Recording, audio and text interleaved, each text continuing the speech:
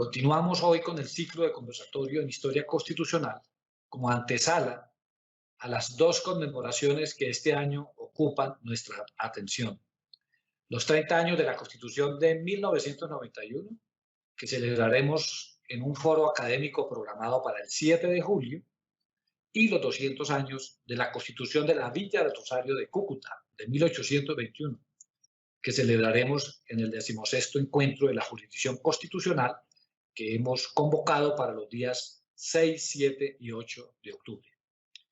En esta oportunidad, entonces, como ya les dije, conversaremos con el doctor Armando Martínez Garnica acerca de la Constitución de la República de Colombia de 1821, expedida en el primer Congreso General de Colombia en la Villa del Rosario de Cúcuta el 30 de agosto de 1821 y sancionada el 6 de octubre del mismo año.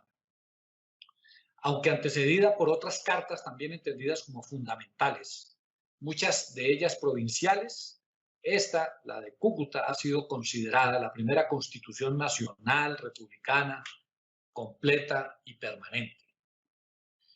El profesor Martínez Garnica es natural de Bucaramanga.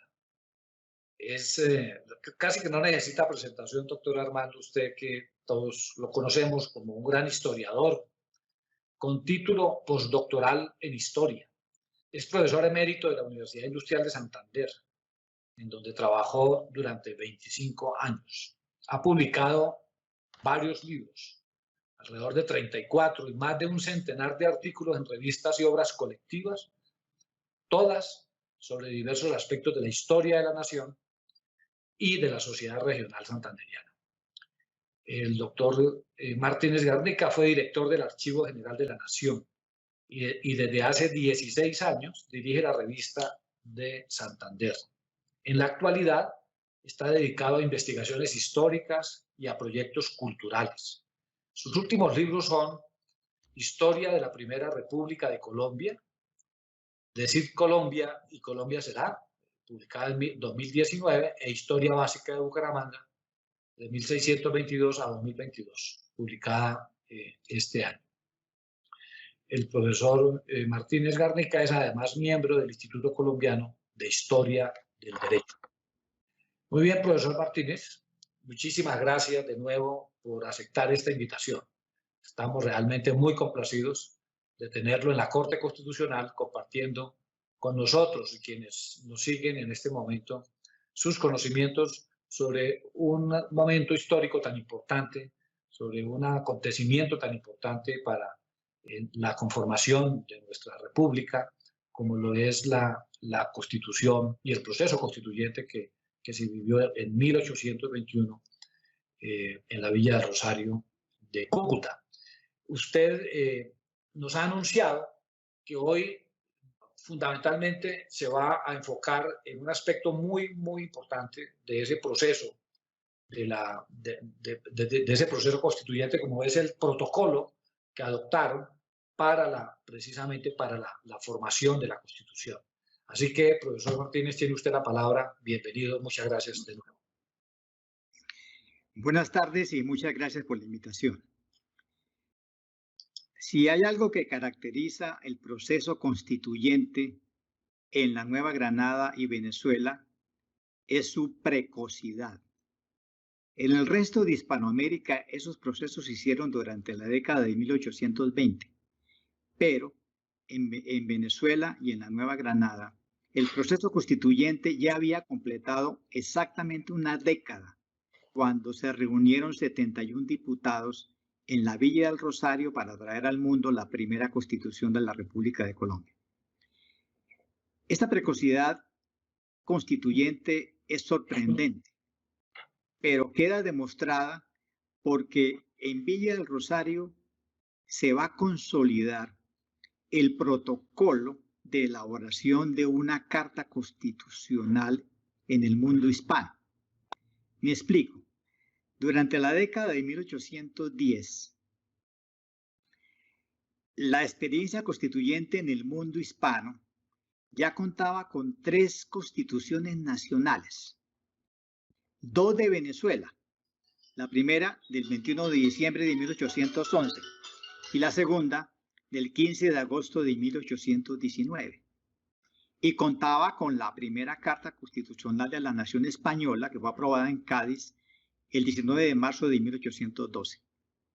Pero además, en el nuevo Reino de Granada, después del proceso que abrió Cundinamarca en 1811, ya se contaba con 9 constituciones provinciales, de las cuales tenemos certeza que había dado las cartas constitucionales provinciales de Cundinamarca, Tunja, Antioquia, Cartagena, Pamplona, Socorro, Neiva, Popayán y Mariquita.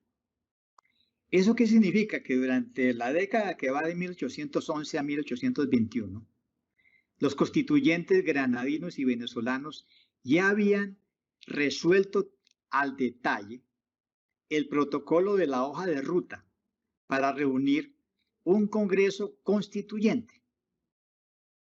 A grandes rasgos, le voy a decir lo que voy a tratar de mostrarles. Ya se sabía que hay que empezar con una convocatoria a la reunión, que va seguida inmediatamente por la redacción de un reglamento electoral, que permita regular los comicios provinciales y locales para escoger los diputados que irían a representar a los distintos pueblos de las provincias. Ya se sabía que lo primero que había que hacer era, una vez que se reunieran en el sitio convocado, comprobar la manera como el quórum era satisfecho por la convocatoria y recibir los juramentos de los diputados. Ya se sabía cómo era la ceremonia de instalación por la autoridad política competente y el titular del Poder Ejecutivo tenía que leer un discurso de instalación que tenía que preparar muy bien. Se pasaba entonces a debatir y aprobar el reglamento de proceder durante las sesiones para que cada participación estuviera totalmente regulada y se elegían presidencias pro tempore del Congreso y secretarios de actas. Venía luego el debate ordenado de los artículos del proyecto constitucional que era presentado al cuerpo constituyente y había que dejar constancia en actas de cada debate hasta que se alcanzara la aprobación del texto totalmente debatido. Ese texto aprobado tenía que recibir la sanción legal del presidente del Poder Ejecutivo que fuera elegido y después había que imprimirlo para enviar a todas las autoridades provinciales que se encargaban de los 2 trámites finales, la promulgación y la jura. Esto se había consolidado durante la década de 1810 y el doctor Rocio es uno de los actores principales porque a él se le deben los reglamentos electorales y las convocatorias de la primera y la segunda Asamblea Constituyente de Venezuela. Debo recordarles que una semana después de la batalla de Boyacá, el Cuerpo Constituyente de Venezuela aprobó la segunda Carta Constitucional de Venezuela, que no tuvo un elemento protocolario, que fue la sanción presidencial, porque el libertador Simón Bolívar nunca la firmó, con lo cual quedaron dudas de cuál era la legitimidad. Pero lo que va a ocurrir en el milagro que ocurrió en Villa del Rosario de Cúcuta es que allí la hoja de ruta, que ya en ese momento estaba integrada por 11 pasos, se cumplió a satisfacción. Y los más duros críticos de la carta, como por ejemplo el doctor Francisco Javier Llanes, que escribió un librito en 1823 para someter a crítica desde la perspectiva caraqueña la Constitución de Villa Rosario, no le puedo encontrar ninguna falla más que el hecho de que los diputados al firmar el 30 de agosto no hubieran puesto la provincia que representaban. Y les advirtió, se equivocaron porque eso ya se había hecho en la segunda constituyente venezolana. Bien, entonces, ¿por qué es importante que conozcamos los 11 pasos protocolarios de la elaboración de una carta constitucional de cobertura nacional? Es importante para que no vengan a meternos cuentos, como por ejemplo un cuento que recientemente circuló, que decía que en el Casanare en 1818 se hizo una asamblea constituyente que creó una constitución del Casanare y eligió presidente a Juan Nepomuceno Moreno. Bueno, si le aplicamos la tabla de chequeo de los 11 procesos protocolarios, podemos mostrar que ninguno fue surtido en esa supuesta asamblea constituyente del Casanare, ni uno de los 11. De modo que la tabla de chequeo de la Villa Rosario nos sirve de patrón para evaluar lo que realmente ocurrió y lo que finalmente fue inventado. Empecemos por el punto inicial. Para que haya una constituyente, lo primero es la convocatoria.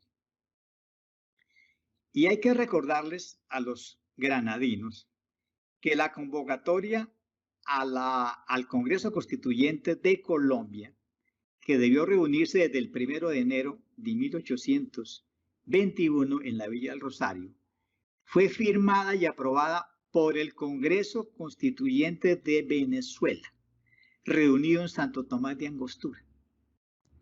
Eso no hay que olvidarlo nunca. Es el Congreso Constituyente de Venezuela el que hace la convocatoria al Congreso Constituyente de la República de Colombia, y lo hace en Santo Tomás de Angostura. Y hay que recordar también que la Ley Fundamental de Colombia del 17 de diciembre de 1819, que es la que decide que se va a unir en un todo la antigua Capitanía de Venezuela y el Virreinato de Santa Fe, y la que dispuso que en el artículo 8 que la reunión tiene que hacerse desde el 1 de enero de 1821 en Villa del Rosario de Cúcuta, es producto del Congreso Constituyente de Venezuela. Hay que diferenciar muy bien lo que hizo el Congreso de Venezuela de lo que va a ser el Congreso Constituyente de Colombia. ¿Por qué se seleccionó la Villa del Rosario de Cúcuta como sede del Congreso? La explicación que el doctor Rocio le dio a los rosarienses cuando llegó es por todas circunstancias el lugar más proporcionado. Es decir, el criterio simplemente geográfico, porque se suponía que ahí en el río Táchira terminaba el virreinato y empezaba la Capitanía General de Venezuela. Pero los que hicieron esta convocatoria nunca habían estado en Villa del Rosario, como no han estado la mayoría de los bogotanos, y por eso no sabían con qué se iban a encontrar ahí. Pues no había alojamiento suficiente, las aguas estaban contaminadas por heces de cerdo y seres humanos, 5 diputados murieron, incluyendo 2 vicepresidentes interinos que fueron enterrados en el cementerio de Santa Ana. Todo el mundo se enfermó de fiebres, todo el mundo se enfermó de disentería, ese no era el lugar. Y los diputados que llegaron tarde ya no consiguieron alojamiento y tuvieron que ir todos los días a dormir a San Antonio y regresar en su mula, como el obispo Lazo de la Vega, que no paró de quejarse de esa contrariedad. Pero esa decisión se tomó en Angostura y tenía que ser en Villa del Rosario y ni siquiera en San José de Cúcuta, donde unos diputados propusieron que se trasladara. Otros más inteligentes propusieron que fuera Pamplona, donde habría mejor clima y mejor comida, pero siempre que se sometió a votación fueron derrotados. Muy bien. Para que la reunión se haga, tiene que haber unas elecciones locales y provinciales. Y esas elecciones quedaron reguladas por el reglamento electoral. Aquí tenemos un debate historiográfico. Como para los congresos 1 y 2 de Venezuela, el reglamento electoral lo elaboró Juan Germán Rocio, algunos historiadores tienen la suposición que el reglamento para el Congreso de Colombia de Villa Rosario también lo hizo Rocio, dado que Rocio era el vicepresidente interino. Pero otros historiadores opinamos que no, que fue copiado el de Rocio, pero realmente lo hizo Francisco Antonio Sea y su secretario. Pero teniendo el reglamento electoral, se hicieron las elecciones durante el año 1820. Se hicieron casi durante un año porque se iban haciendo provincia tras provincia a medida que iban siendo conquistadas por los ejércitos libertadores. Y todavía al llegar al año 21 seguían haciendo elecciones.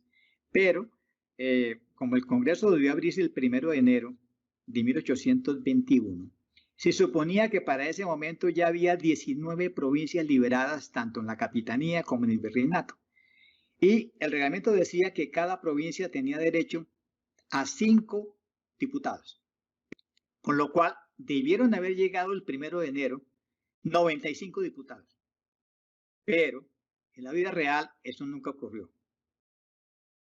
jamás se pudo cumplir el quórum con el criterio del reglamento electoral. De modo que llegamos al 6 de mayo y todavía no llegamos al quórum de acuerdo a la cifra de los 95 diputados.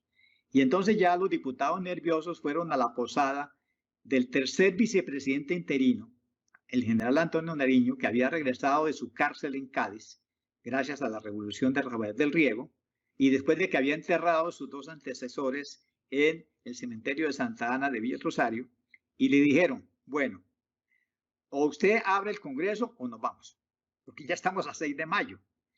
Y entonces, afortunadamente, en el reglamento electoral, la última cláusula decía, el vicepresidente queda facultado para resolver cualquier problema que impida la reunión del Congreso. Con esa facultad legal, Antonio Nariño hizo una cosa muy simple, cambió la regla del quórum de las 2/3 partes por la mayoría absoluta, la mitad más uno.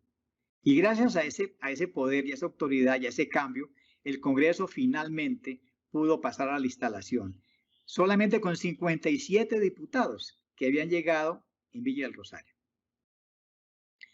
Muy bien, vamos entonces a...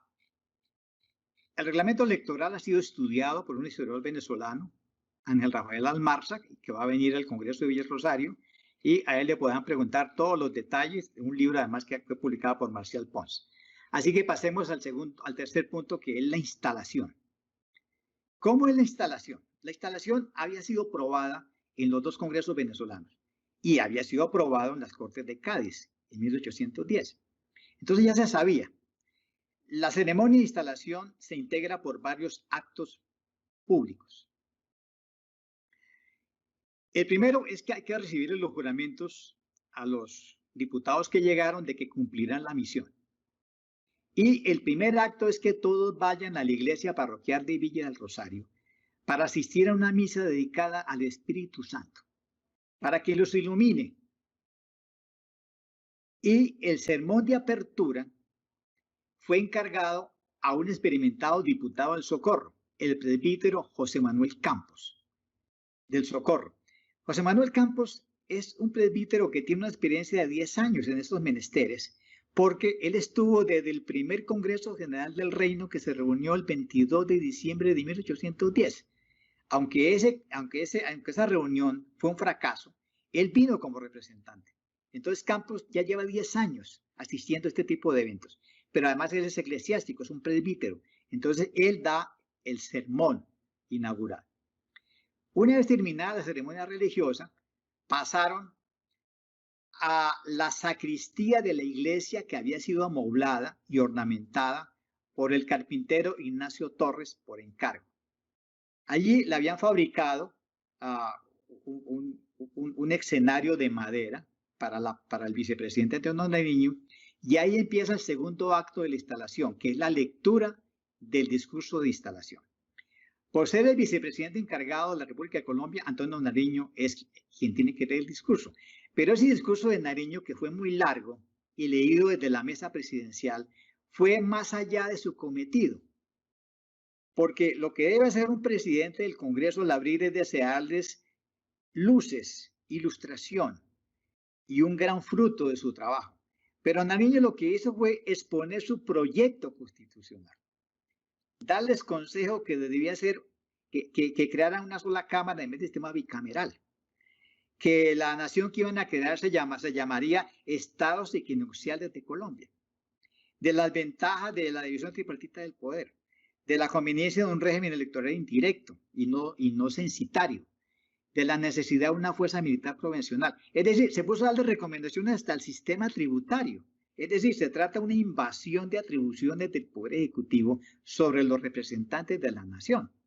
Por eso, al final del discurso, él tuvo que pedir disculpas por lo que había dicho, argumentando que era un desahogo de mis ardientes deseos por la prosperidad de mi patria. Pero terminó el discurso diciendo que Europa y el mundo los contempla y aguarda de ellos una constitución que les haga ver que somos dignos de figurar entre las naciones. Muy bien. Terminado el discurso, en el escenario que le han preparado, el general Nariño se puso de pie para hacer la instalación solemne, que consiste en una pregunta. ¿Son de opinión los señores diputados que puede procederse a la instalación del Congreso? Todos dijeron que sí. Y entonces él hace la siguiente declaración realizativa. El Congreso General de Colombia queda legítimamente instalado y en él reside la soberanía nacional. Esta es una frase mágica, porque al ser pronunciada en Villa El Rosario en 1821, se resolvió el problema de la década anterior, que algunos historiadores despistados han llamado el problema de la patria boba. ¿Cuál era el problema? Que en el primer Congreso General del Reino, de diciembre de 1810, ninguna de las juntas de gobierno que se han formado en 1810 quiso ceder la soberanía reasumida. Y como ninguna provincia le cedió al Congreso la soberanía reasumida, y los chisperos de Santa Fe obligaron a sus diputados a salirse del Congreso para no ceder la soberanía, pues nunca pudo haber un evento de tipo nacional. Lo que ocurrieron fueron muchos estados soberanos provinciales, autónomos. Pero aquí la frase de Nariño resolvió al fin el problema después de 10 años, cuando dijo que en el Congreso General de Colombia reside la soberanía nacional por primera vez en 10 años, con lo cual ahora sí podemos hacer una constitución nacional. Eso es lo más importante de la instalación. Muy bien, comienzan a funcionar las sesiones. Lo primero que tienen que hacer, como se había aprendido en los congresos venezolanos, es que hay que aprobar el reglamento de proceder. Un reglamento muy detallado. Por ejemplo, pueden ir en mangas de camisa o tienen que llevar casaca. Se resolvió que, por la solemnidad, todos tenían que ponerse casaca en el calor de Villa del Rosario. Las horas de trabajo, de 9 de la mañana a 2 de la tarde. Pero podría haber sesiones extraordinarias en la noche, de 6 a 9 de la noche. El borrador de reglamento a proceder fue presentado y se debatió entre el 8 y el 17 de mayo, y finalmente se adoptaron los 44 artículos, con lo cual quedaron definidas las funciones y la duración del presidente pro tempore, es decir, la presidencia se rota cada 15 días, el protocolo del vestuario, casaca, vestidos con sencillez y decencia, las clases de sesiones, es decir, son públicas, reservadas, ordinarias, extraordinarias. ¿Cómo se habla? El que habla tiene que estar de pie y mirando hacia el presidente con decencia y compostura. ¿Cómo son las mociones? ¿Cómo se lleva el libro de actas? ¿Cómo se hacen las votaciones nominales? Aquí no hay aquí son nominales y secretas. Entonces, creada el reglamento a proceder, se crean las 4 comisiones temáticas. Las comisiones fueron originalmente, la más importante, la Comisión de Constitución y Legislación, segundo la de Hacienda, la Militar y la Comisión de Poderes y Peticiones. Para nosotros es muy importante la Comisión de Constitución, porque son los que llevan el borrador y lo corrigen todas las noches hasta las 11 de la noche. Y ahí están los grandes hombres. José Manuel Restrepo, primer historiador de Colombia. Vicente Azuero Plata, Diego Fernando Gómez, José Cornelio Valencia y Luis Mendoza. En estos 5 hombres se llevó la tarea de casi durante 4 meses corregir hasta las 11 de la noche lo que se aprobaba en el día, en cada debate de cada artículo constitucional. Cada 15 días se renovaban los cargos de presidente y vicepresidente, con lo cual podemos saber quiénes eran los hombres de mayor prestigio entre ellos, que fueron elegidos presidentes. Muy bien. Sigamos con el protocolo. Aquí hubo que hacer algo antes de empezar el debate del proyecto constitucional, y fue darle mayor legitimidad a la Ley Fundamental de Colombia. La Ley Fundamental de Colombia, que había sido aprobada por el Congreso de Venezuela el 17 de diciembre de 1819, tiene un vicio de legitimidad, y es que fue aprobado por venezolanos y solamente había 2 diputados del Casanare. Así que la existencia misma de Colombia, es decir, la voluntad de unir la capitanía con el virreinato, era cuestionable. Eso hizo que se gastara 1 mes y medio debatiendo la nueva ley fundamental legítima. que se va a llamar la Ley Fundamental de Unión de los Pueblos de Colombia. Pero ¿por qué se demoraron tanto si era tan sencillo aprobar la unión de las dos entidades político-administrativas anteriores? Porque ese debate, ese texto implicaba si el régimen que se iba a adoptar era una federación de 3 grandes unidades que se llamaban departamentos de Cundinamarca, Venezuela y Quito, o iba a ser un régimen centralizado basado en 7, 8, 9 y 10 departamentos a la manera francesa. Por eso fue tan difícil el debate, porque no se ponían de acuerdo. Y además los hombres duros, Antonio Nariño, Márquez, llegaron a defender el proyecto federal. Por lo tanto, fue un debate muy duro, pero finalmente se impuso el centralismo. Y ahí comenzamos a vernos quiénes eran, pero finalmente el 11 de julio se aprobó la Ley Fundamental de Unión de los Pueblos de Colombia, que quedó con fecha de 12 de julio, y así quedó claro que los pueblos de Nueva Granada y Venezuela se unirían en un único cuerpo de nación, bajo el pacto de que el gobierno que iban a hacer sería siempre, para siempre, popular, representativo, con lo cual quedó borrada la tradición colombiana cualquier desliz monárquico, como ocurrió en Perú y en la Nueva España. Muy bien. Ahora sí viene el debate del proyecto constitucional. Para hacer el debate se necesita un borrador, y había 2 borradores. El que había traído Antonio Nariño para los estados equinocciales de Colombia, del régimen federal, y el que prepararon Vicente Azuero y José Manuel Restrepo. Pero Nariño tenía una desventaja, él no podía entrar al Congreso, porque aunque había llegado como diputado de Cartagena, al ser nombrado vicepresidente interino, le quedó prohibido entrar al Congreso porque el Ejecutivo no entra a un Congreso de los representantes de la nación. Con lo cual, su proyecto fue leído y a la basura. Así que el proyecto realmente es el de Restrepo y el de Azuero. Y empieza el debate. Hay otros proyectos que trajeron. Por ejemplo, Luis Eduardo Azola, antes de su muerte, preparó unos apuntamientos constitucionales. El doctor Alejandro Osorio leyó unos apuntamientos, pero eran apuntes que quería defender la Confederación de 11 estados equinocciales. Pero finalmente es la Comisión de Constitución. Y empieza el debate todos los días de una manera ordenada, conforme al reglamento de proceder. Muy bien. Eso se hizo y luego en otra charla veremos cuáles fueron sus modelos. Pero a grandes rasgos les diré que sus modelos fueron la segunda carta de Venezuela y la carta de Cádiz. Pero hoy estamos hablando del protocolo. Muy bien. Pasemos adelante en el protocolo.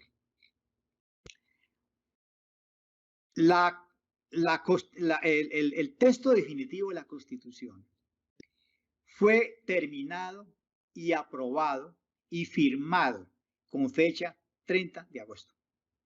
Sabemos que se equivocaron al firmar, firmaron, pero no pusieron la provincia que representaban, pero quedó firmada. Y ese es el texto definitivo a partir del 30 de agosto. Se mandó sacar una copia muy linda, que es la que tenés que ponerle en las manos del general Bolívar, que es la que hoy en día está en el Archivo General de la Nación, en una caja fuerte, y es el original. Muy bien. Pero a esta carta le están faltando muchas cosas. Todavía, la aprobación todavía no es suficiente. Le hace falta nada más y nada menos que la sanción presidencial. Y le falta la promulgación y la jura para completar el protocolo. Para que haya sanción, tiene que haber primero Poder Ejecutivo, que no lo había en ese momento porque todo ahí es provisional. Entonces, el Congreso es el que procede a elegir al primer presidente de la República de Colombia constitucional. Y lo resolvieron en una sola votación, entre 3 candidatos, exceptuando 8 votos, todos los demás se los llevó el libertador presidente Simón Bolívar, con lo cual se convirtió en primer presidente constitucional, elegido por el Congreso. Y luego vino la elección del vicepresidente. Ahí sí no fue tan fácil, porque ahí había 2 candidatos que tenían bancadas muy duras. Antonio Nariño, que había renunciado a la vicepresidenta interina, porque estaba enfermo y se fue para Tunja, pero tenía una buena parte de la bancada que lo seguía. Y estaban los jóvenes abogados liberales paisanos de nosotros, que son los que apoyaban al vicepresidente de Cundinamarca, general Francisco de Paula Santander, cuya grandeza se mantiene incólume, aunque le tomen una estatua en Popayán en el día de hoy. No pasa nada. Para resolver este problema se necesitaron 8 votaciones. Y en la octava se pudo imponer porque 2 diputados de Nariño se fingieron enfermos y no vinieron, con lo cual se logró la votación necesaria para que fuera vicepresidente constitucional. Ya tenemos entonces el Ejecutivo. Ahora el Ejecutivo tiene que venir a posesionarse. Y los 2 personajes llegaron a la Villa del Rosario a tomar posesión de sus empleos el 3 de octubre. Y hubo discurso de José Ignacio de Márquez muy distinto para cada uno. Uno fue presentado como el padre de la patria, el hombre más grande de América, y el otro fue presentado como un simple servidor. Esa es la diferencia que hizo Márquez allí. Pero una vez que ya están posesionados con los secretarios de despacho que fueron nombrados el día 6 de octubre, le entregan el original, que está en el AGN, y lo firma el presidente y su secretario de despacho. Y en ese momento queda sancionado y con todo su vigor legal la Constitución de Villa del Rosario. Pero ahora viene lo más importante, que es la promulgación y la jura. Entonces, durante la sesión del 13 de septiembre se debate cómo se va a jurar la Constitución. Y para hacer eso, para que todos los colombianos nuevos lo hagan como súbditos de la República, se hace un reglamento, perdón, una ley. Es por una ley que ellos aprobaron cómo se va a hacer la promulgación en la jura. Y se va a hacer con fórmulas de ley y en 2 días. Entonces, se había llevado de Santa Fe una imprenta. La imprenta hizo la primera impresión de la Constitución y esas copias impresas se mandaron a todas las provincias, a todas las localidades. Y de acuerdo a la ley de jura y de promulgación, se tenía que hacer la ceremonia en 2 días. Durante el primer día, todas las autoridades civiles, eclesiásticas y militares leyeron todo el texto de la Constitución en voz alta, todo el día, hasta que la acabaron. Esa es la promulgación. Una vez terminado de leer, en cada pueblo había que hacer tocar las campanas de las iglesias, salvas de artillería y señales de regocijo. Ahí ya no pueden fingir ignorancia, porque fue leída en público en el recinto de una iglesia. Durante el segundo día vuelven a la iglesia todos los vecinos para escuchar una misa solemne de acción de gracias, en las que el celebrante hacía una breve exhortación a obedecer la Constitución. Concluida la misa, ahora venía el juramento, con la fórmula siguiente: juráis por Dios y por los sagrados evangelios, obedecer, guardar y sostener la Constitución de la República de Colombia, sancionada por el primer Congreso General el día 30 de agosto de 1821. Todos debían responder sí, y cuando todos decían sí, inmediatamente cantaban el himno ambrosiano, que conocemos como el Te Deum. Y todas las autoridades debían, y empleados públicos tenían que prestar el juramento, con la fórmula: juráis por Dios y por los sagrados evangelios, obedecer, guardar y sostener la Constitución. Sí. Todo se hizo en un estricto protocolo con leyes especiales para cada procedimiento. Con lo cual podemos decir que en 1821, en la Villa del Rosario de Cúcuta, se produjo el milagro que ya no hay nada más que inventar en la vida, en Colombia y en Venezuela, respecto de cómo se hace una constitución en regla, sin errores. Y en ese momento, en el resto de Hispanoamérica, Nueva España, Perú, Centroamérica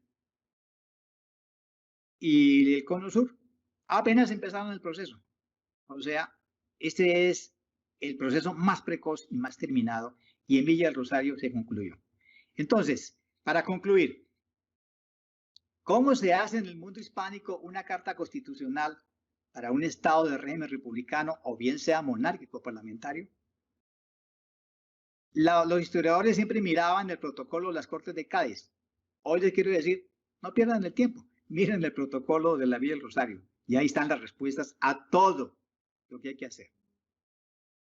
Y he agotado mis 30 minutos exactos.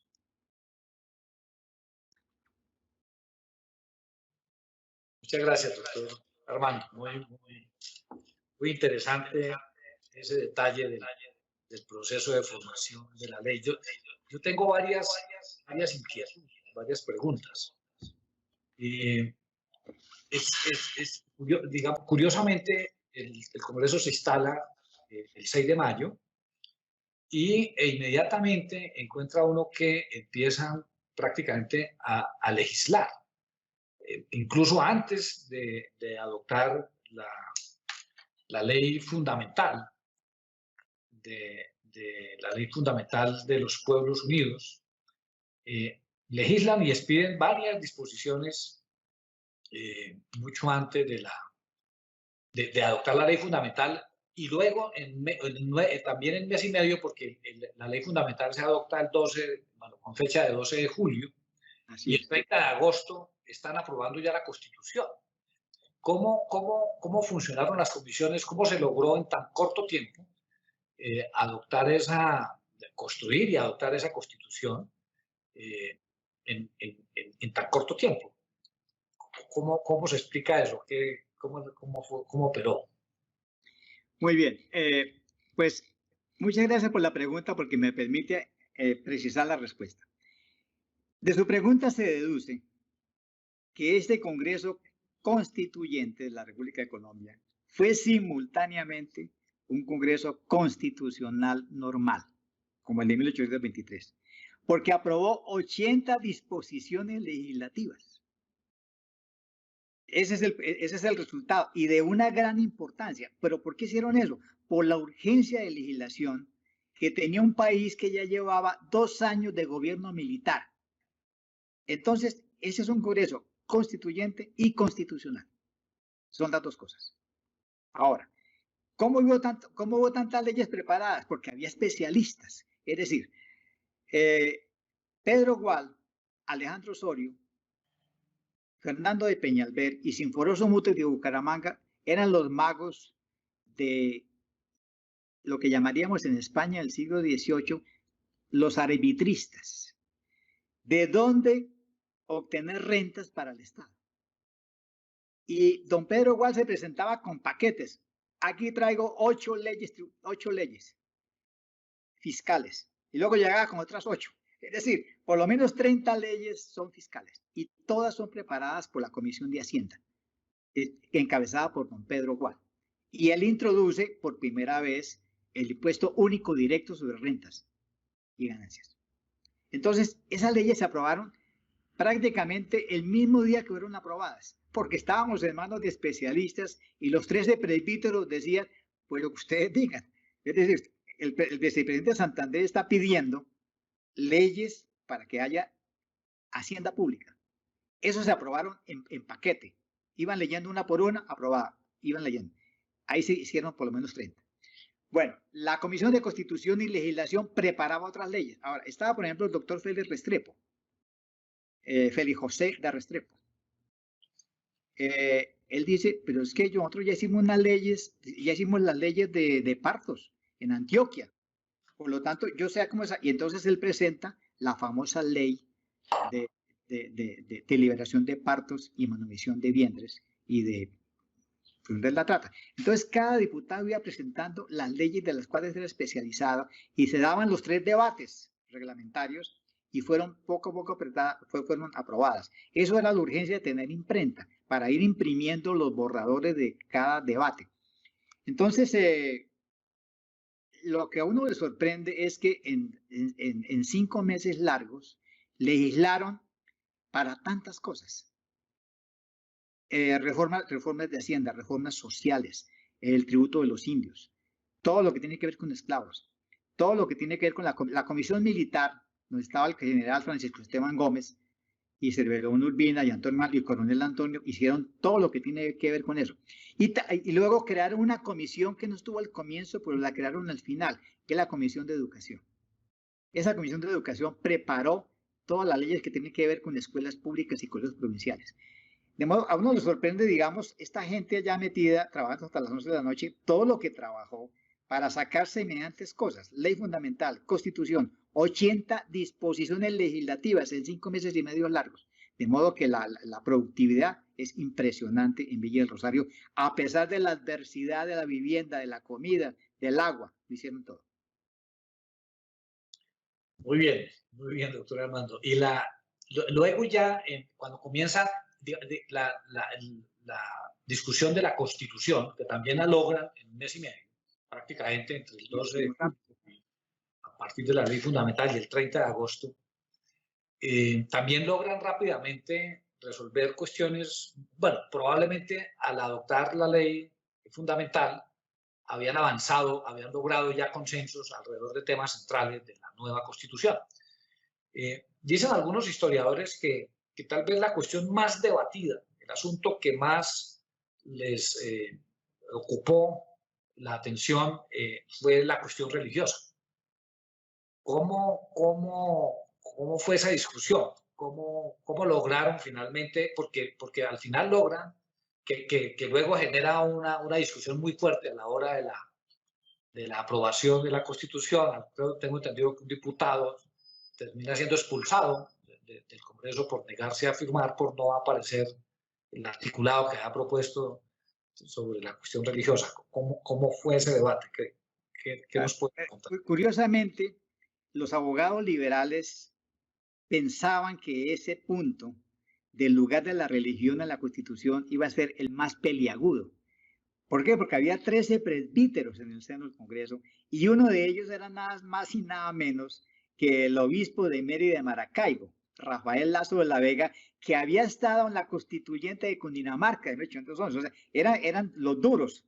Entonces ellos dijeron, aquí va a haber el problema más grave. Curiosamente, fue lo más sencillo. Eso se arregló en 2 días. ¿Por qué? El actor principal es Rafael Lazo de la Vega. Y él convence a los presbíteros y a mucha bancada que él no quiere que el lugar de la religión quede en el articulado de la Constitución, sino en el preámbulo, es decir, en la alocución. Pero resulta que al ponerlo en la alocución, donde efectivamente quedó, no quedó en el articulado, con lo cual no quedó con fuerza lo que van a reparar en la Constitución del año 43. Pero eso es la mano peluda del arzobispo de Mérida. Pero eso creó una gran reacción en el diputado ultraconservador Manuel Baños, porque Manuel Baños llegó proponiendo una teocracia. Es más, hubo un debate. La advocación de la Constitución se hace en el nombre de Dios, supremo poder del universo. Él dijo, no, es el nombre de la Virgen. Ni siquiera estuvo de acuerdo. Por lo tanto, la mayoría lo aplastó. No es el nombre de la Virgen, sino de Dios supremo del universo. Y no pusieron el artículo, el artículo de la religión de Estado en el articulado, sino en el simple preámbulo, en la locución. Eso hace que él se negara a firmar. Él no quiso firmar la Constitución el 30 de agosto. Y como no la firmó, lo expulsaron del Congreso. De modo que eso fue facilísimo. El gran debate fue la ley fundamental. Sí. Tenemos ya algunas preguntas de quienes siguen en este momento esta importante y amena conversación. Una primera que nos plantean es, dice que algún oyente dice que no ha podido encontrar acuerdo en los historiadores en este dato. Al fin, ¿cuántos constituyentes hicieron parte de ese Congreso de 1821? Finalmente, ¿cuántos estuvieron asistiendo, realmente sesionando? Las cifras son muy exactas si uno mira todas las actas del Congreso. Entonces, las voy a dar resumidas. Si las provincias representadas fueron 21 y a cada provincia le correspondían 5, debieron haber llegado 105 diputados. Debieron, pero no fue así. Los que efectivamente llegaron y contestaron lista son exactamente 71. De esos 71, el 6 de mayo solamente habían llegado 57. Y los que firmaron la Constitución el 30 de mayo no fueron sino 61. ¿Por qué? Porque los de esos 10 que no firmaron, uno es Baños, que no quiso firmar, y 9 habían pedido permiso para irse antes a sus casas. Entonces es muy sencillo. Los que pasaron por el Congreso y contestaron lista y estuvieron sentados, 71. Los que firmaron la Constitución, 61.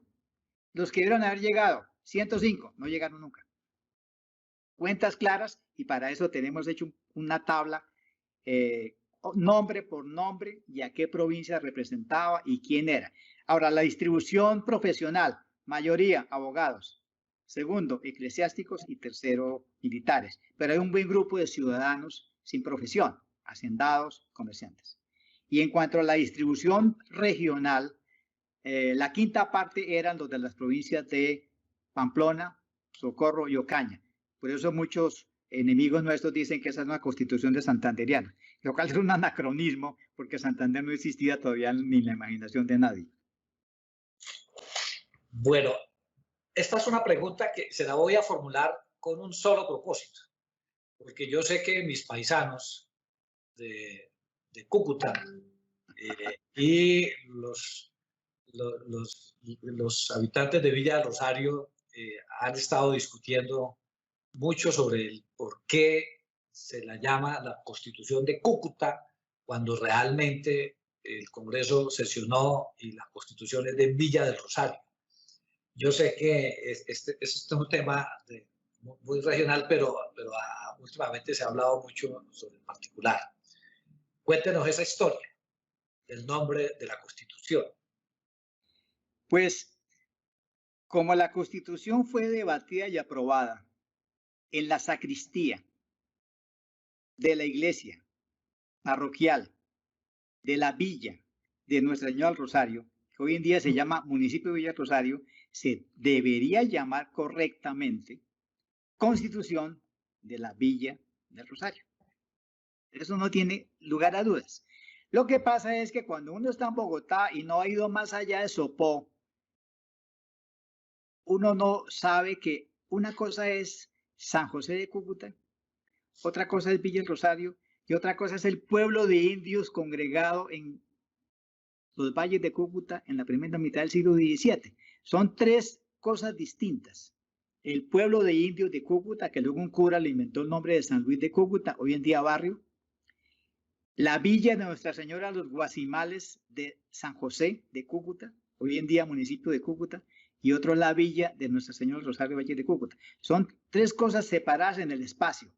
Pero el señor cura párroco de Villa del Rosario en 1821, que era primo hermano del general Francisco de San Juan de Santander, dejó una constancia en la mesa presidencial para que le pagaran las sillas que le rompieron los diputados, lo que demuestra, sin lugar a dudas, que hay que decir correctamente Constitución de la Villa del Rosario, como no se le puede decir que Santander es un cocuteño, sino un rosariense.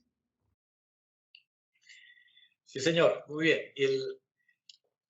Tengo una curiosidad también sobre lo siguiente. El Congreso, luego de promulgada la Constitución, y casi que inmediatamente dicta una disposición que dice lo siguiente: ningún impresor ni particular podrá imprimir o reimprimir la Constitución de la República.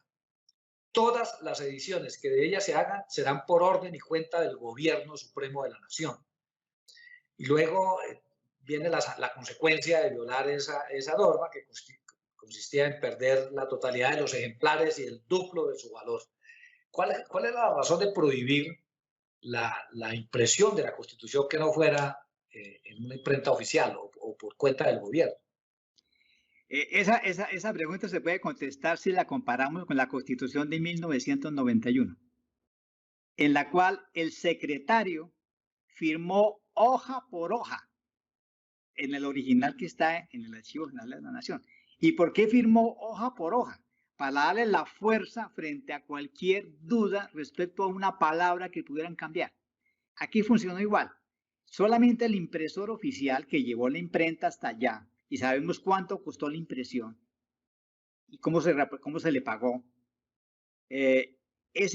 solamente la impresión oficial es la garantía de que otro impresor que aparezca no le cambie una palabra, porque los abogados saben que por una palabra puede cambiar el sentido de un precepto constitucional. Es simplemente por garantizar la fidelidad de cada artículo que fue aprobado. En Villa del Rosario tuvimos 2 secretarios maravillosos.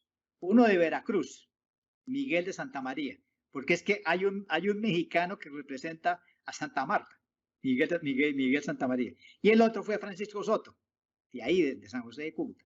De modo que esos 2 secretarios y todos sus amanuenses fueron muy cuidadosos y se apoderaron del archivo que trajeron de Angostura.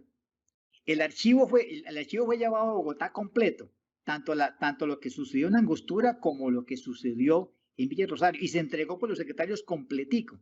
Lo que pasa es que por la historia archivística del siglo XIX eso fue despedazado. Acá, afortunadamente todo está en el ADN, pero desordenado, por la manera como se organizó los archivos nacionales en el siglo XIX. Pero básicamente la respuesta es fidelidad a lo que se aprobó. Muy bien, muchas gracias. Bueno, aquí tenemos otra pregunta que ha sido también muy reiterada, que ha aparecido mucho en estos conversatorios, y es la pregunta sobre la influencia de la Constitución de Cádiz. Realmente, usted al principio dijo, vea, si se siguieron por 2 textos, la ley fundamental o la Constitución de Venezuela y la de Cádiz. Sí. Pero esta es una pregunta que reiteradamente se hace. ¿Realmente cuál fue la influencia, según su opinión o sus estudios, de la Constitución de Cádiz en la nuestra de 1821? Vicente Azuero, que fue uno de los redactores, dijo a voz en cuello, para que lo oyeran, que uno de sus modelos más importantes había sido la segunda Constitución de Venezuela. Pero no le contó a nadie que había sido también la primera carta constitucional de la nación española de Cádiz. No lo dijo a nadie, porque era políticamente incorrecto. Pero yo hice el siguiente ejercicio. En la columna de la izquierda puse artículos de la Constitución Política de la Monarquía Española del 18 de marzo de 1812. Y en la columna derecha puse Constitución de la República de Colombia del 30 de agosto. Y me puse a comparar. Y me di cuenta que está copiado casi textual. Voy a poner algunos ejemplos. Artículo 2 de la Carta Española. La nación española es libre, independiente y no es ni puede ser patrimonio de ninguna familia ni persona. Eso se convierte en el artículo 1 de la Carta de Villa Rosario. La nación colombiana es para siempre irrevocablemente libre, independiente de la monarquía española y no es ni será nunca el patrimonio de ninguna familia ni persona. Artículo 3 de Cádiz. La soberanía reside esencialmente en la nación. Artículo 2 de Colombia. La soberanía reside esencialmente en la nación. Artículo 4. La nación, o sea, yo tengo aquí la comparación y le puedo decir que 1, 2, 3, 4, 5, 6, 7, 8, 9, 10, 11 artículos está calcado. No estoy diciendo que eran estudiantes de la UIS que hacen tijera y engrudo, pero sí la tuvieron a la mano y copiaron con las mismas palabras. Bueno, 11 y seguramente otros con alguna influencia, porque en total fueron 191 artículos, ¿no? Así es, 191. Sí, no, pero ellos sí dicen que tuvieron a la mano todas las constituciones disponibles. Tuvieron la de Estados Unidos, tuvieron todas las provinciales de la Nueva Granada, tuvieron toda a la mano y ellos iban mirando. Bien, hay otro tema que viene planteado en una pregunta, y es por qué, qué factores influyeron para que la Constitución de Villa del Rosario no continuara vigente. ¿Y qué características de esa Constitución podemos encontrar en la Constitución del 91? Pero en relación con la primera, yo quisiera, digamos, recordar que esa Constitución de Cúcuta, en los artículos 190 y 191, que fueron los últimos, que prácticamente regularon la reforma de la Constitución, consagraron una cláusula pétrea, en el sentido de que establece que un sistema de reforma que prácticamente se debe adelantar como en 2 congresos cuando dice en cualquier tiempo en que las 2/3 partes de cada una de las cámaras, o sea, una votación calificada, juzguen conveniente la reforma de algunos artículos de esta Constitución, podrá el Congreso proponerla para que de nuevo se tome en consideración cuando se haya renovado por lo menos la mitad de los miembros de las cámaras que propusieron la reforma. O sea, como en una siguiente elección o renovación del Congreso. Y si entonces también fuera ratificada por los 2/3 de cada una, procediéndose con las formalidades prescritas en la sección primera del título cuarto, será válida y hará parte de la Constitución. Pero nunca, y viene una cláusula pétrea, podrán alterarse las bases contenidas en la sección primera del título primero y en la segunda del título segundo. Y luego establece en el artículo 191 que cuando ya esté libre toda o la mayor parte del territorio de la República, que hoy está bajo el poder español, pueda concurrir con sus representantes a perfeccionar el edificio de su felicidad, y después que una práctica de 10 o más años haya descubierto todos los inconvenientes o ventajas de la presente Constitución, se convocará por el Congreso una gran convención de Colombia autorizada para examinarla o reformarla en su totalidad. Entonces hay unas cláusulas con un procedimiento muy reforzado de reforma constitucional, una cláusula pétrea de lo que nunca se puede reformar y un término para poder hacer una reforma total.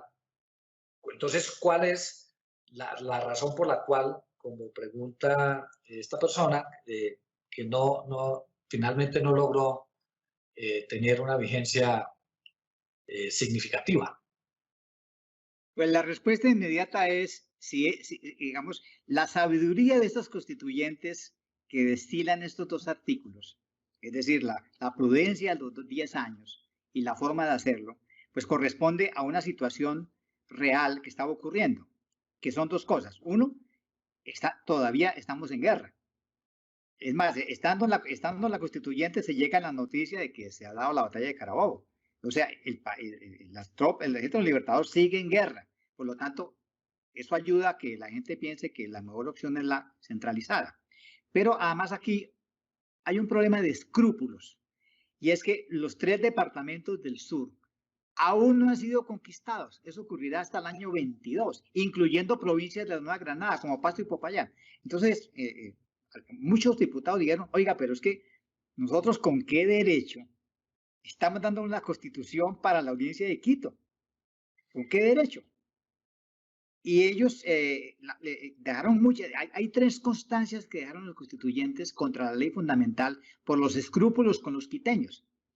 Entonces ellos dicen, pues, cuando Panamá todavía no había entrado. Entonces hay una cantidad de provincias importantes que no han entrado y van a tener que aceptar la Constitución. Entonces hay que decirles, bueno, cuando ellos entren podemos negociar un cambio, pero esperemos 10 años que esto se haga. Ahora, ¿por qué no ocurrió como los constituyentes en su sabiduría lo previeron? La respuesta es sencilla. Los caraqueños. Punto 1. Siendo tan claro la ley de cómo se juraba la Constitución y cómo se promulgaba, los caraqueños quisieron introducir una salvedad en el juramento y en la promulgación. Con lo cual Santander todavía está revolcándose en su tumba y el intendente Carlos Zuleto tuvo que enfrentar eso, prácticamente obligarlos a que la juraran.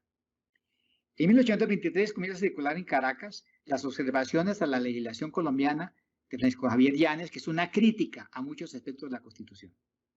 Y la resistencia caraqueña empieza desde el año 22-23 y va a estallar en todo su esplendor en la Cociata de 1826.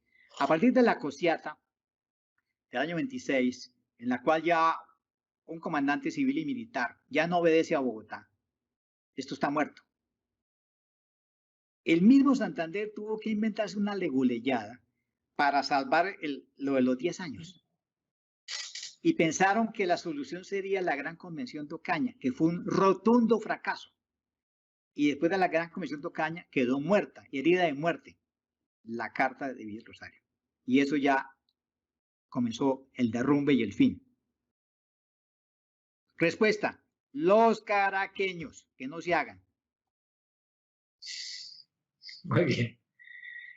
Otra pregunta que nos han enviado los oyentes. ¿Cuál considera que es la mayor contribución de la Constitución de la Villa del Rosario de Cúcuta para nuestro Estado Nacional que perdura aún en nuestro actual modelo constitucional?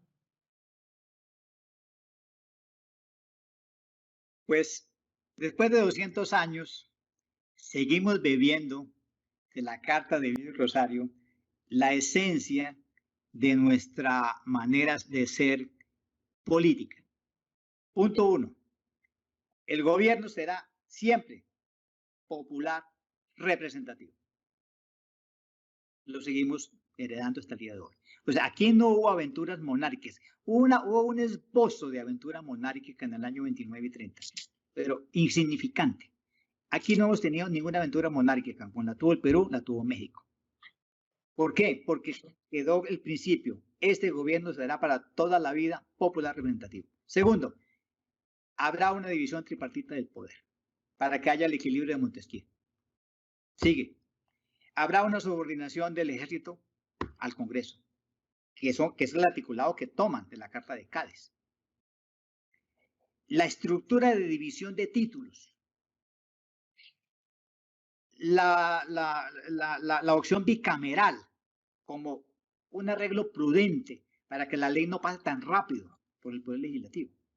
Y sobre todo, la idea de que la soberanía reside en la nación, que va acompañado de la idea de que la nación es la universalidad de los ciudadanos, no como hoy en día piensan los jóvenes que están protestando, que somos un archipiélago de etnias. No, señor, es la universalidad de la ciudadanía. Esa es la nación y la nación es la soberana. Yo pienso que la esencia de Villa del Rosario hasta el día de hoy nos acompaña y ojalá nos acompañe para siempre como quería el general Santander. Muy bien. Hay otra pregunta que nos han enviado, que me imagino que se la han hecho muchas veces también. ¿Por qué a Simón Bolívar no le gustó la Constitución de 1821? ¿O esa es una pregunta capciosa? No, es una pregunta obvia. Pues si uno mira los proyectos que elaboró Bolívar, tanto para Venezuela como para Bolivia como el Perú, pues son proyectos que riñen con cualquier espíritu mínimamente liberal. O sea, ¿a quién se le ocurre presidencias vitalicias? Senados vitalicios. Eso es imposible de aceptar para un espíritu mínimamente liberal. Por lo tanto, Santander y sus amigos jóvenes, eso no se lo podían comer, pero tampoco se lo comieron los liberales venezolanos. Entonces, Bolívar es, no digamos que un monárquico, sino una persona que piensa que el Ejecutivo debe ser eterno, vitalicio. Eso es inaceptable para los granadinos y venezolanos de la década de 1820 y lo será inaceptable para los granadinos de nuestra década. Entonces es obvio que afortunadamente no estuvo en Villa del Rosario, como tampoco estuvo Santander, pero los hombres que ahí estuvieron, abogados, eclesiásticos, militares, estaban todos imbuidos por un espíritu muy liberal, en el sentido del liberalismo gaditano, que era el liberalismo fundacional en el mundo entero. Muchas gracias. Muy bien. Y a propósito de la soberanía de la nación, que aparece incluso en algunos casos del acta del 20 de julio como soberanía popular y el concepto de soberanía, nos envían esta pregunta. El significado del pueblo. ¿Cómo puede entenderse el concepto de pueblo, cuya soberanía se materializa en las elecciones primarias, de acuerdo con el artículo 10 de la Constitución de 1821? ¿Podría decirse que es una extensión del pueblo blanco, católico y civilizado propio de la tradición hispánica contractualista? Mira, cuando se define el ciudadano en Villa del Rosario, solamente se está pensando en los 6 atributos cívicos. no más. O sea, no hay ningún atributo cultural en la mente de ellos. Son atributos cívicos. Y por eso resuelven el problema. El problema más grave que tienen los atributos cívicos es el problema de la esclavitud y el problema de la lectura y la escritura. Entonces, lo que el Villa Rosario intenta hacer es eliminar los esclavos para asegurar el atributo cívico del ciudadano. Pero también pospone hasta 1840 el requisito de saber leer y escribir, que es el requisito de todo ciudadano para que pueda usar el voto. Entonces, realmente ellos más que el concepto de pueblo, lo que tienen es el concepto de nación.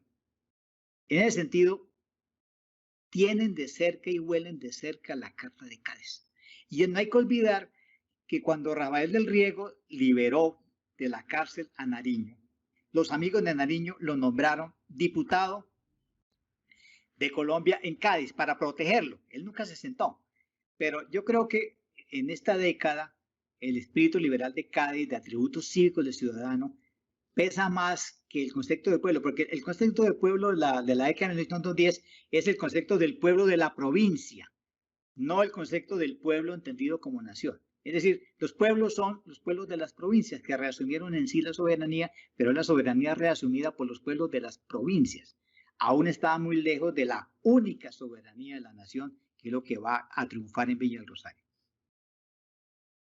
Y aparece realmente desde los orígenes y en la Constitución de Cúcuta el concepto de soberanía y también el reconocimiento de que su manifestación más importante es precisamente la función electoral, porque la reconoce expresamente, incluso en la ley fundamental aparece expresamente el reconocimiento del ejercicio de la función electoral como expresión de soberanía, que es bien interesante, porque se conserva también hasta nuestros días. El actual artículo 3 de la Constitución consagra de nuevo la soberanía, reside en el pueblo y reconoce también la función electoral como expresión de soberanía, que se refiere. Porque usted decía muy bien, doctor Martínez, que realmente cuando uno empieza a mirar instituciones, y casi que todavía en nuestra Constitución actual hay algunas disposiciones casi que con el mismo contenido, con la misma redacción que tuvo la Constitución de 1821 de varias instituciones y varios principios que todavía se conservan en nuestro modelo constitucional. A ver, tenemos más preguntas y cumplo con el deber de...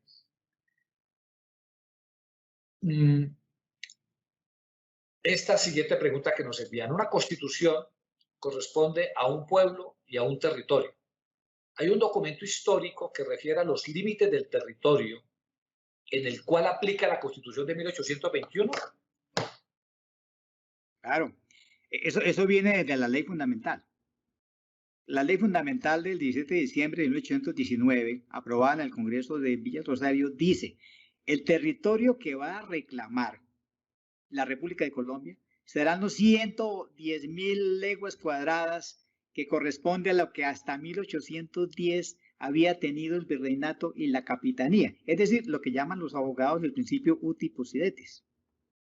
Quedó hasta medido, imaginariamente, 110.000 leguas cuadradas. Eso nadie lo había medido, pero le pusieron tamaño. Entonces, ellos reclamaron lo que había tenido el virreinato, y gracias a ese reclamo uti possidetis es que le echaron mano a las islas de San Andrés y Providencia, que habían sido controladas por el gobernador de Cartagena, y por eso pudieron llegar a tener límites con Costa Rica cuando empezaron a hacer la negociación de límite, porque es que si agarraron Panamá, el vecino era Costa Rica, y por eso enviaron allá negociación.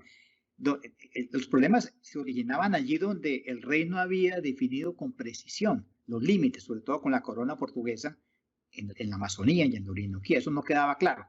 Pero allí donde el rey definió con claridad estaba el problema resuelto, porque la república hereda todo lo que había definido previamente la monarquía. Sí, señor. Bueno, muy bien. Quisiera aprovechar antes de terminar también para preguntarle lo siguiente. Las constituciones de Colombia desde la de 1821, incluso en las constituciones provinciales, y prácticamente hasta 1886, todas las constituciones se ocuparon de regular casi al detalle los procesos electorales, las elecciones. Sí. Y solo a partir de 1886 se invierte totalmente y se remite al legislador la regulación de lo electoral, pero siempre fue una regulación enteramente constitucional, e incluso al detalle, al punto de que, por ejemplo, usted mencionaba ahora que debían ir a la misa y que incluso indicaba la Constitución en algunos de estos procesos electorales también lo mismo, la regla de que antes de que el cuerpo electoral se pronunciara debían asistir a misa y debían cumplir una serie de formalismos que estaban muy regulados al detalle en la Constitución. Esa explicación de que fuera una regulación constitucional estará relacionada precisamente de pronto con la necesidad de implantar una práctica que no tenían antes, como en la que no participaban, digamos, porque es bastante curioso que se pasa en 1886 radicalmente a la ley, se saca de la Constitución la regulación constitucional. En los últimos años hemos estado volviendo a incorporar a la Constitución casi al detalle una cantidad de reglas electorales, pero fue una práctica muy usual en las primeras constituciones de la República. ¿Qué explicación podría tener eso? Mira, en el siglo XVIII, el sistema electoral era un sistema de cooptación. Cada año, el cabildo saliente elegía al cabildo entrante a través de un procedimiento de cooptación armando ternas que mandaba el virrey, y el virrey de cada terna escogió un nombre. Sí había un sistema electoral, porque se hacía votación en orden. Alcalde de primera vara votaba primero, alcalde de segunda vara votaba segundo, luego los regidores decanos. Entonces sí había un sistema jerárquico de votación, pero restringido al cuerpo del cabildo, y aunque armaban las ternas, realmente era una cooptación entre los beneméritos de la ciudad o la villa. Pero como en Cúcuta se dijo que el nuevo régimen es ciudadano y se define el gobierno como popular representativo, automáticamente eso los obliga a abrir un título del sistema representativo que inicialmente es indirecto, dos sistemas primarias y las secundarias, hasta que tuvimos elección directa en 1856, el sufragio universal masculino. Entonces, la Constitución carga siempre el título grande de sistema electoral por la definición de que es un gobierno popular representativo. Como usted dice, hasta el 86 que se lo separa y se va creando una legislación aparte.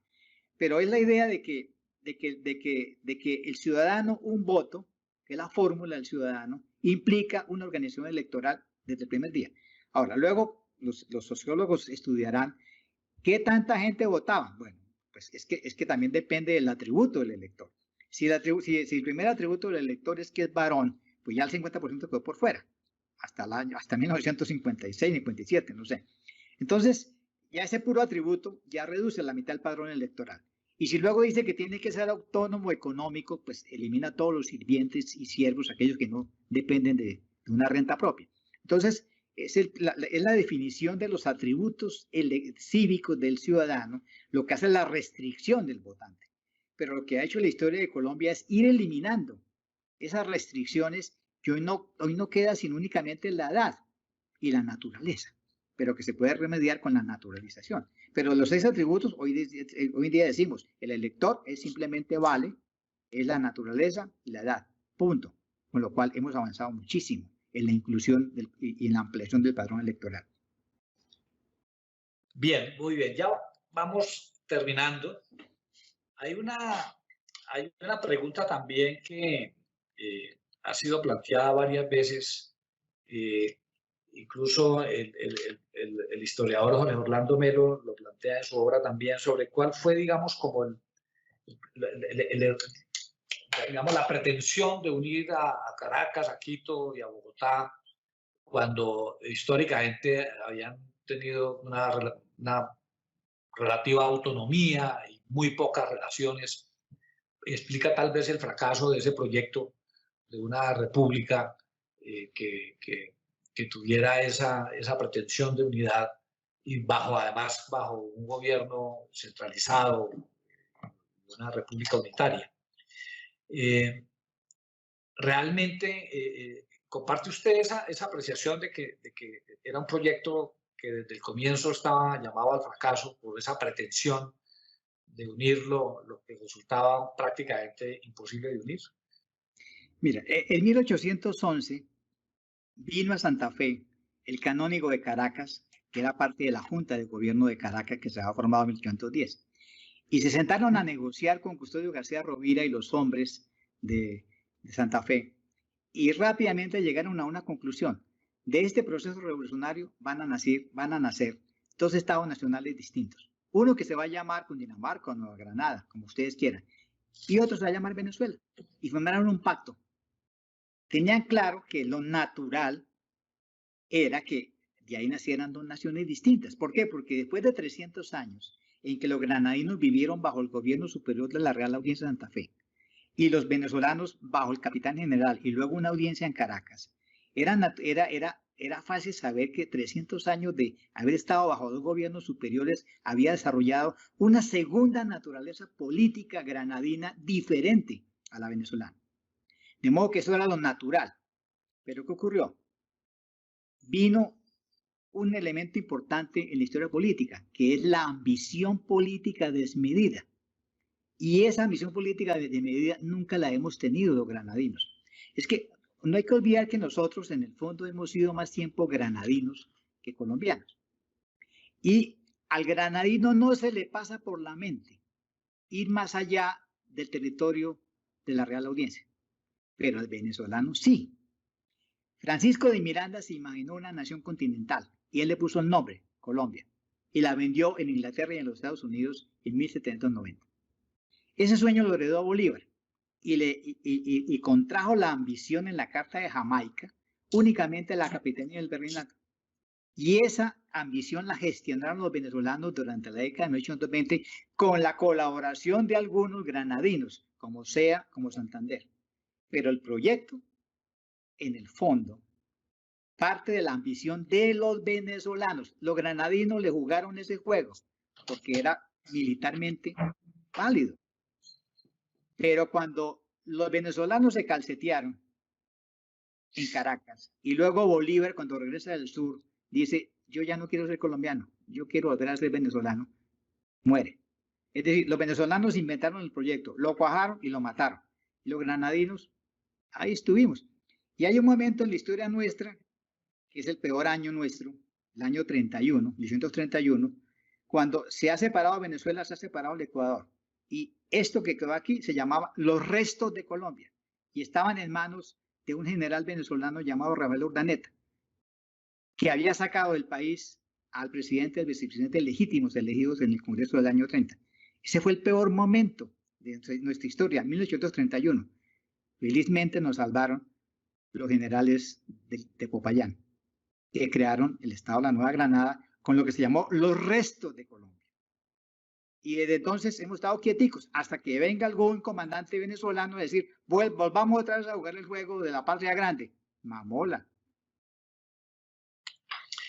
Bueno, una última pregunta, doctor Armando, y me gustaría que de pronto aprovecháramos estos últimos 10 minutos para que usted de pronto nos cuente otras cosas, nos diga otras cosas que de pronto no ha dicho.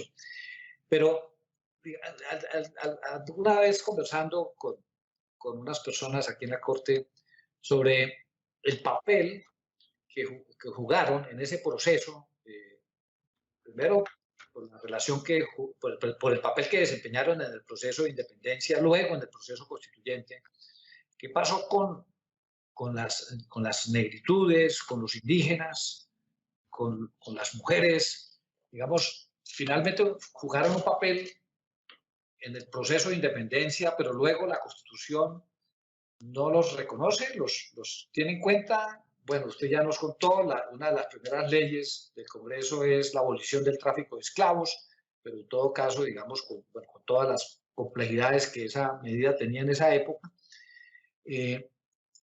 ¿Cuál fue, digamos, el tratamiento? ¿Por qué no se refleja en la Constitución un reconocimiento a esas poblaciones que fueron tan importantes en la independencia? Empecemos en orden. La población más importante para la nación colombiana son las mujeres colombianas, es decir, las que se llamaron las ciudadanas colombianas. Pero resulta que la concepción mundial en ese momento es que el ciudadano era masculino. Es que se necesitaban 2 guerras mundiales para que la mente del varón mutara. Y después de la Segunda Guerra Mundial ya la mente del varón occidental mutó y pudo aceptar que la mujer fuera ciudadana. Pero en 1821, hombres y mujeres piensan que el ciudadano es varón. Entonces, ¿cómo les dicen ciudadanas, pero no les dan derecho al voto? Hay que esperar 150 años para que ese milagro ocurra, pero tiene que haber una mutación mental, porque es una mentalidad. Entonces, mujeres por eso no quedaron representadas en la ciudadanía, porque eso hay que esperar que mute la mente mundial 150 años después de la Segunda Guerra Mundial. Pero tenemos un problema, hay 80.000 esclavos. Se les encontró la solución: libertad de vientres, manumisión de partos y prohibición de la trata. Y fue tanta la emoción del día en que eso fue aprobado, que los diputados que tenían esclavos ese mismo día se pararon y los liberaron a todos. Yo libero el mío, 2, 3, 4, 5. De la emoción que les dio, ese día liberaron a sus propios esclavos. Todos dieron el ejemplo. Y resolvieron el problema de la esclavitud. ¿Cuánto costó eliminar el esclavo en Colombia? ¿Cuántos muertos? 0. Y en 1851 ya no hay ningún esclavo legalmente, porque se ha pagado con fondos de manumisión. ¿Cuánto costó este proceso en los Estados Unidos? 500.000 de muertos. Y aquí no agradecen que se hubiera hecho por las buenas y sin un muerto. Ahora, hay una población que fue beneficiaria neta, que son los pardos. El pardo no es un esclavo. El pardo es un hombre que es libre desde que entró las milicias de pardos y de morenos en Cartagena. Es un hombre que ya tiene vecindad en los arrabales, especialmente en Hexemaní y en Panamá y en Caracas. El pardo, el pardo ya tiene bautismo, ya tiene familia, ya tiene nombre. Lo único que le falta al pardo es educación universitaria. Y la República se la abrió porque eliminó el requisito de limpieza de sangre en San Bartolomé y el Rosario, y los pardos entraron. Y entraron tan profundamente que un pardo llamado Mauricio Romero, hijo del famoso Pedro Romero que mataba cerdos, por lo dicen matancero, en Cartagena, fue el vicepresidente del Congreso Constituyente de la Nueva Granada. Vicepresidente, un pardo, Mauricio Romero. Y luego vinieron otros pardos muy famosos en la milicia, en la marina, en el ejército. De modo que los pardos son los ganadores netos de este proceso. Y otros, ¿a quién más quieren meter? A los indios les dijeron: eliminen los resguardos, repártanse y vuélvanse en propietarios de parcela. Y empezó la disolución de tierras de resguardo, que realmente las estaban regalando porque las tierras de resguardo originalmente eran del Estado, eran tierras realengas, no eran de los indios. Entonces, lo que se hizo en Villa Rosario fue tratar de resolver todos los problemas de la sociedad heredada, de la sociedad. Es decir, es que el gran cambio es que la sociedad del antiguo régimen es estamental. Y el principio organizador es la desigualdad, los privilegios, la desigualdad. La nación lo que ofrece es la igualación para que haya un cuerpo único donde todos sean iguales ante la ley. Lo estamos tratando de hacer en 200 años, pero es muy difícil, porque eso significa que mutemos todos a la modernidad. Y la modernidad es que no tengamos ninguna conexión con ningún cuerpo orgánico, cuerpo estamental y nada, y nos digamos: soy único en el mundo, ciudadano con un voto. No estoy amarrado a nada, y no hemos sido capaces de lograr eso. Todos queremos ser miembros de una comunidad indígena, todos queremos ser miembros de una comunidad afrodescendiente, porque es feísimo que uno diga: soy ciudadano individual y libre. No me dan nada, pero es que esa es la condición moderna. Que uno se independice de cualquier cuerpo colectivo, de cualquier idea orgánica. Por eso es que los grandes historiadores de los populismos dicen es que somos populistas porque no hemos podido desprendernos de la matriz hispana. Y por eso Fidel Castro es el ejemplo del último rey católico. Es lo que yo pienso. Nos ha faltado modernidad, o sea, ciudadanía a ultranza, y romper con cualquier cuerpo colectivo, cualquier cuerpo orgánico, místico, en cuya cabeza esté el rey. No, señor. Esto debe ser un cuerpo de ciudadanos individuales que hablen a través de su único, intransferible voto. A los indígenas también se les dio un tratamiento, bueno, se pretendió transformar la propiedad colectiva de la tierra en propiedad privada. Y se opusieron precisamente y lo lograron mantener la propiedad colectiva porque fue interesante. Como, digamos, ese fue el único el reconocimiento especial que se les dio en materia de propiedad, o hubo otros tratamientos para indígenas. No, es decir, la política frente a indígenas es, en primer lugar, reconocer que no se les dijera indios, sino indígenas. Que eso ya era aproximarlos a la ciudadanía. Y luego se les dijo, ustedes tienen que ser ciudadanos individuales. Y para eso vamos a repartir los resguardos para que ustedes sean propietarios de su propia parcela. Y vamos a separar una parte del antiguo resguardo para que sostenga la escuela y el maestro, para que se eduquen, porque todos tienen que educarse. Y hubo una política discriminatoria de hacer una cantidad de escuelas para indígenas y abrirles espacio en las universidades. Entonces la idea era integrarlos a través de la ciudadanía. Pero resulta que cuando el indígena se dio cuenta qué significaba eso en términos fiscales, y es que en vez de pagar el tributo anual, tenía que pagar alcabalas, como cualquier ciudadano, no les gustó el negocio. Y entonces le dijeron a Bolívar que les reinstalara el tributo y no les cobrara nada más. Y Bolívar los complació. Y se regresaron al tributo, regresaron al resguardo porque no querían ser ciudadanos, porque ese ciudadano vale. O sea, a nosotros los ciudadanos nos cuesta mucho, porque tenemos la DIAN respirándonos en la nuca a través del sistema Muisca. Es mejor ser uno indígena del Cauca, donde tiene 1 millón de hectáreas y no pagan nada de impuestos. Es que ese es el mejor negocio, ser indio. Bueno, doctor Armando, muchísimas gracias. Se nos ha acabado el tiempo. Doctor Lizarazo, esto que usted ha hecho conmigo hoy en los colegios de San Bartolomé en el siglo XVIII se llamaba un examen que se llamaba La Tremenda.